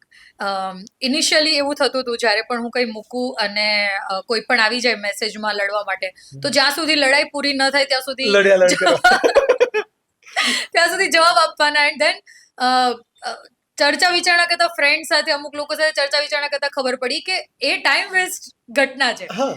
એમાં પડવાથી તમે 4-5 વખત એની સાથે લડાઈ કરી લેશો, એનાથી સામેવાળા માણસની માનસિકતા બદલાઈ નથી જવાની રાતોરાત. એટલે બેટર ટ્રોલર્સ છે એનો ભોગ તો પુરુષો અને સ્ત્રી બંને બનતા હોય છે. પણ સ્ત્રીઓને થોડું સાચવવાનું એટલે હોય છે કેમ કે એ તરત વ્યક્તિગત આવી જાય. ટ્રોલર્સ છે ને એ તરત વધારે સંવેદનશીલ ટોપિક લઈને આવી જાય.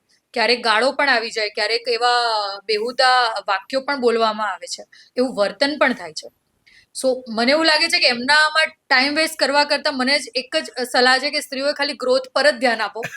તમારી પાસે એક જીવન મળ્યું છે એન્ડ તમારી પાસે બહુ કેપેસિટી છે. સ્ત્રીઓ પાસે 360 ડિગ્રીમાં વિચારવાની અને મેનેજ કરવાની આ તો અત્યાર સુધી તક નથી મળી.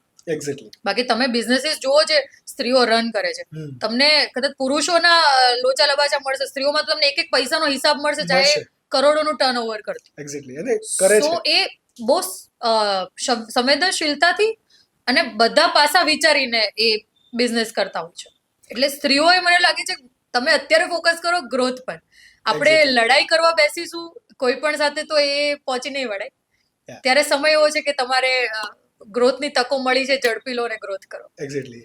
તમે એક રાઇટર પણ છો અને એક એજ્યુકેશનલિસ્ટ પણ છો.